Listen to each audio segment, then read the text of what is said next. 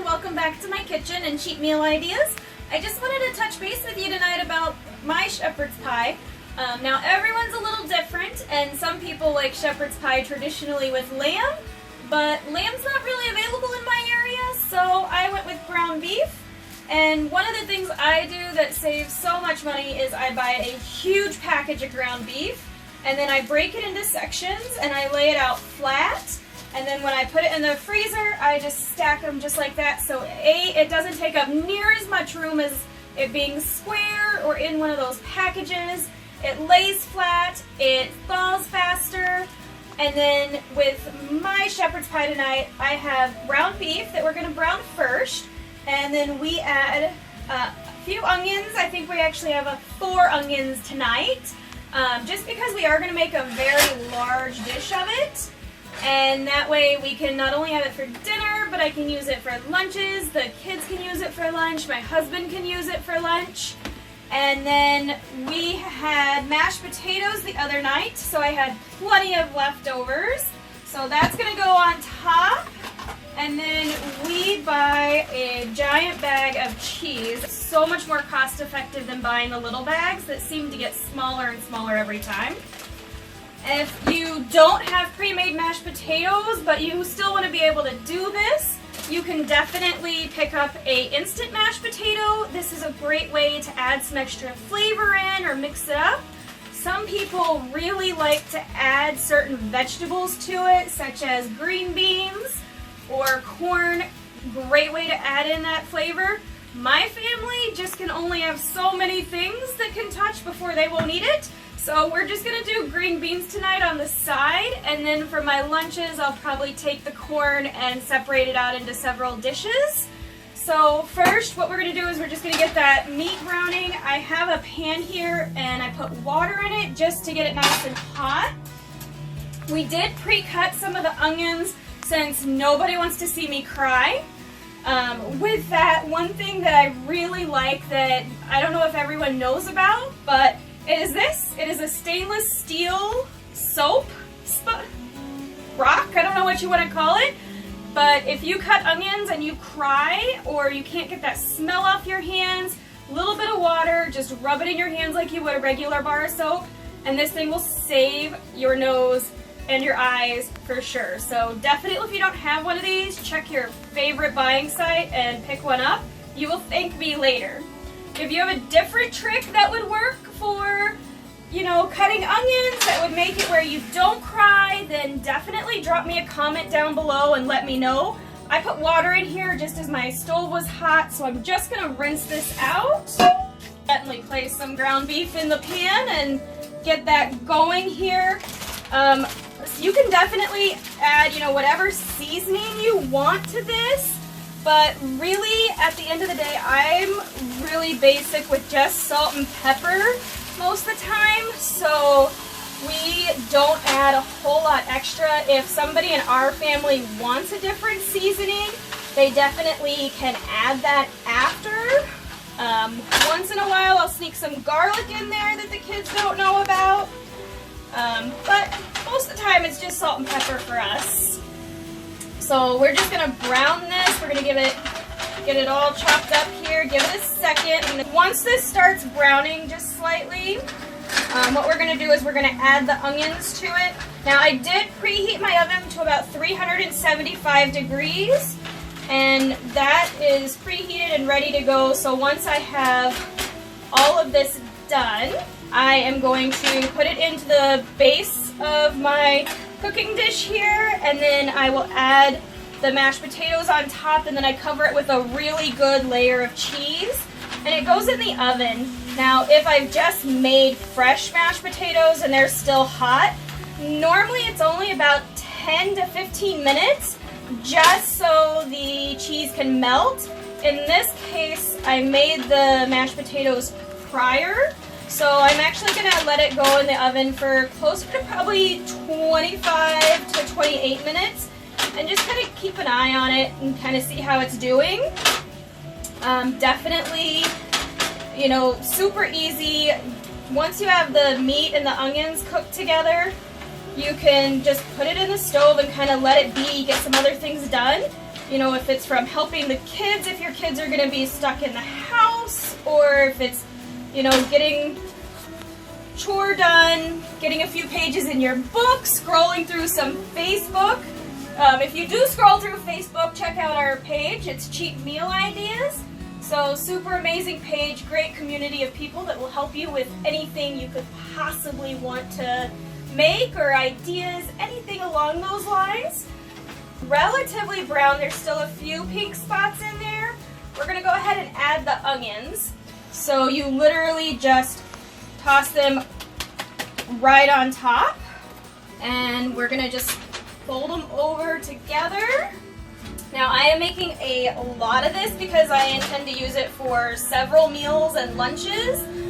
Definitely you could scale this back. Pound of ground beef, a couple of onions, 1 bag of like instant mashed potatoes, a can of mixed vegetables. A lot of people like doing a corn, green bean, carrot combination, or definitely you could go just like mine and do super simple, basic, and then mix your vegetables up on the side. Just fold it over as that meat cooks, and those onions will definitely get a little bit softer. And then salt and pepper. We like Himalayan sea salt, but really you could use any type you like. For pepper, we also like the tricolor peppercorns. I love grinding it just because I feel like I'm more in control of how much I use, and I can kind of watch it as it goes. It's also kind of fun. So definitely, you know, it is up to you what seasonings you add to this. You could definitely add more, you could add less, just kind of what you like. So super easy. If you have a big piece of meat, you can definitely chop it up. We will stir this just a couple more times, and then it'll be almost done. You can see those onions are almost opaque, which is kind of what you're looking for in the consistency, and you can see that the meat is all browned, which is what we want. So this is really almost fully cooked before it ever goes into the oven. So really the oven is just gonna be warming those mashed potatoes back up for me tonight and melting that cheese. Once everything's kind of where you want it, I think we're close to done. All right, I'm gonna drain this, and then I'll be bringing it right back, and we will start layering up this goodness to get into the oven. So I will be right back. All right, so all I did is use a strainer. I strained off all the liquid that was in here. It's still gonna have a little bit of liquid, but definitely not near as much that was in there. I used a 90-10 ground beef just because it's a little leaner, a little less fat in it, but definitely, you know, whatever you have available would work. So this is the super easy part. You literally pick it up and you pour it in the dish. So get all of those onions in there.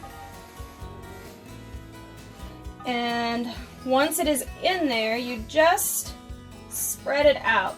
Now again, I used 2 packages of meat for this, so probably just a little over 2 pounds of meat. And then again, 4 onions with it. And get this in, we'll pack it down just a little bit because I'm gonna put potatoes on there, and I want a good layer of potatoes still too. And then try to make it as even as possible. And then again, these are the potatoes I made, and these are just the ones that I had left over because I knew with my family this is a dish we were gonna make. So mashed potatoes are pretty easy. Just scoop them out, and we'll add them into the shepherd's pie. And then once I have them kind of where I want them, there's not really a right or a wrong amount of potatoes that you can put on here, because definitely if you like them, they are something that you can add extra of. If you're not a super huge potato fan for any reason, then definitely you can add less. I will give you a tip, is that the warm potatoes definitely spread a little easier than the cold potatoes. but not impossible. Just a little extra work here to get the cold potatoes in, but I really like the real potatoes that we do, especially when we mash them, because we do keep the skin on, which gives it a little different texture, a little different flavor.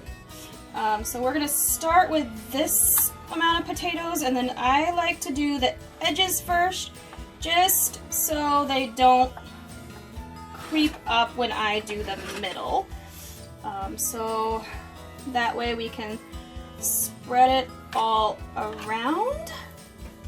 Now again, you don't want to fill it all the way to the top because we're still going to add cheese on top of all of this.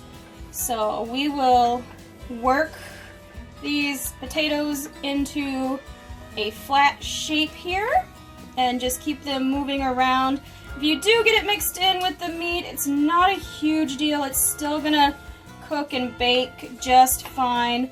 Again, the baking part is really more just to make sure that everything is warm and that cheese is melted. We're gonna need extra here to cover that spot up. And then just get it going and turn the dish as you go. You know, however works for you.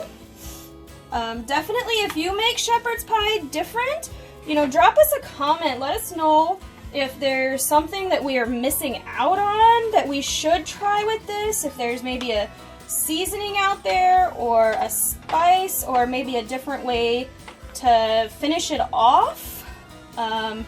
If you cook it differently, if you do something different, you know, we're always looking for new ideas that would make this something different for our family too. Not that they don't like the way I do it, but it's always good to show them different ways. So, almost done. Get last little bit of potato here, and then we'll add the cheese. That is the fun part for sure. So we'll get that added on last, smooth this out.